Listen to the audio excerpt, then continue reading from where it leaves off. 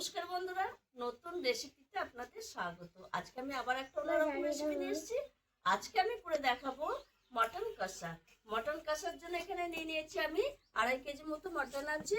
আর এখানে পেঁয়াজ, টমেটো, আদা, কাঁচা লঙ্কা, রসুন, মিট মশলা, তেজপাতা, নুন, সর্ষের তেল, জিরের গুঁড়ো, লঙ্কার গুঁড়ো, হলুদ গুঁড়ো। আমি প্রথমে আগে মটনটাকে প্রেসারে দেবো, প্রেসারে একটু সিটি খাইয়ে নেবো, তারপরে আমি রান্নাটা করব। তাই এই রান্নাটা আমি কিভাবে করি প্রথম থেকে শেষ পর্যন্ত ভিডিওটা দেখবেন, স্কিপ করবেন না। মটনটা আমার ধোয়াই আছে, আমি প্রথমে প্রেসারে দিয়ে দেবো। হ্যালো, আর একটু চর্বি আছে মটনটা, খুব সুন্দর মটনটা একদম। ও করুন, আমি জানি না, আমি জিজ্ঞেস করি, ফোন করে তোকে জানাই।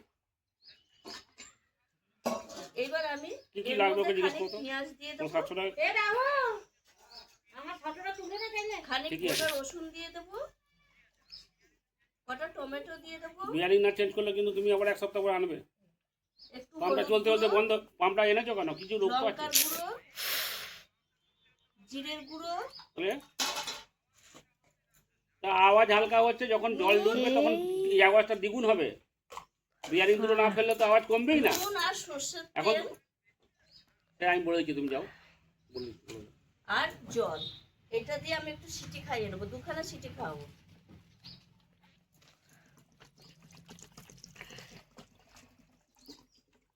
এই দেখুন বন্ধুরা, সবকিছু একসঙ্গে দিয়ে দিয়েছি, জলটাও দিয়ে দিয়েছি। এবার আমি এটা প্রেসারে দিয়ে এই উনুনে 2টো সিটি খাইয়ে নেবো। এটা সিটি হতে হতে আমি ততক্ষণ এগুলো বেটে নিয়ে আসবো।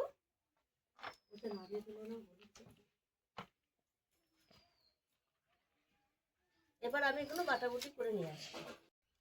এই দেখুন বন্ধুরা, প্রেসারে 2টো সিটি খাইয়ে আমি নামিয়ে রেখেছি। এবার আমি একটা বড় কড়াই বসিয়ে দিয়েছি। যেহেতু এটা 2.5 কেজি মাংস, আলু দেবো, তার জন্য একটা বড় কড়াই নিয়ে নিয়েছি। এবার আমি কড়াইয়ে দিয়ে দেবো সর্ষের তেল,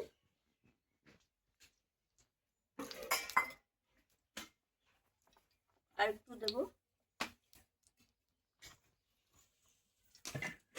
ফোড়নে দিয়ে দেবো তেজপাতা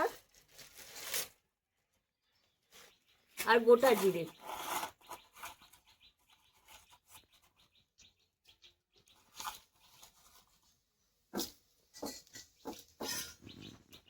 ফোড়নটা একটু গরম করে নেব। এইবার আমি দিয়ে দেবো কেটে রাখা পেঁয়াজ, টমেটো আর কাঁচা লঙ্কা। পেঁয়াজ, টমেটো, কাঁচা লঙ্কাটা একটু ভালো করে ভেজে নেব।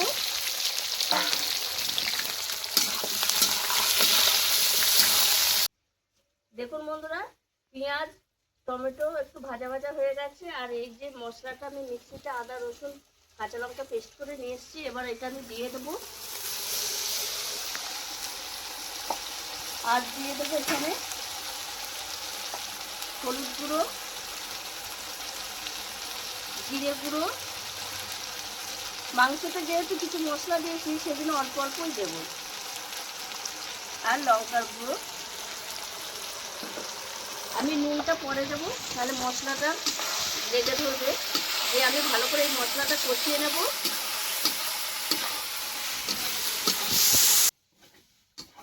মশলা কষা হয়ে এসছে, এবার আমি দিয়ে দেবো নুন।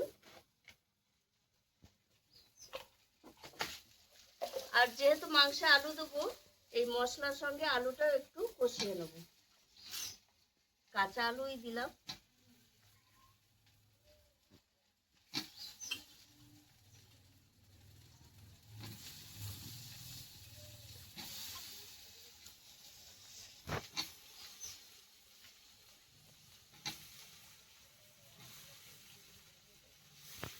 মশলার সঙ্গে আলুটা একটু কষিয়ে নেব, তাহলে আলুটাও খেতে ভালো লাগবে আর আলুটাও সেদ্ধ হয়ে যাবে কষাতে কষাতে।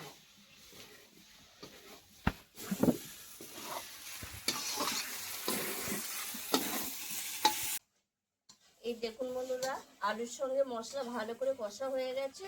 এইবার আমি এই যে প্রেসারে যে সিটি মেরে রেখেছিলাম, 2খানা সিটি দিয়েছিলাম, এই মাংসটা আমি এর সঙ্গে দিয়ে কষাবো।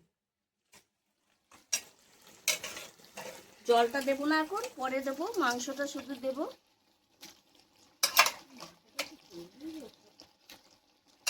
মাংসটা খুব চর্বি, ওই জন্য তো কম তেল দিয়েছি। এই দেখুন বন্ধুরা, মাংস আমার এই যে কষানো হয়ে গেছে, আলু মাংস, আর আলুও হাফ সেদ্ধ হয়ে এসছে। এবার আমি যে প্রেসারের জলে মাংসটা মানে সিটি মেরেছিলাম ওই জলটাই দিয়ে দেবো। গরমে গদগদ করে জল ঢাললো, আমায় দেখেছো না বাটির গামলা নিয়ে এসে। এইবার মাংসটা 10 মিনিট ফুটিয়ে নিলেই হয়ে যাবে, কারণ মাংস তো প্রেসারে সেদ্ধ আছে আর আলুটাও একটু সেদ্ধ হয়ে যাবে। দেখুন বন্ধুরা, মাংসটা কত সুন্দর হয়েছে, অসাধারণ লাগছে। আর এই শীতকালে খাসির মাংস এইভাবে একবার রান্না করে খেয়ে দেখবেন, দারুণ লাগে। আর আমার এই ভিডিওটা যদি আপনাদের ভালো লেগে থাকে তাহলে লাইক করবেন, শেয়ার করবেন, সাবস্ক্রাইব করবেন। আবার দেখা হবে আগামী ভিডিও।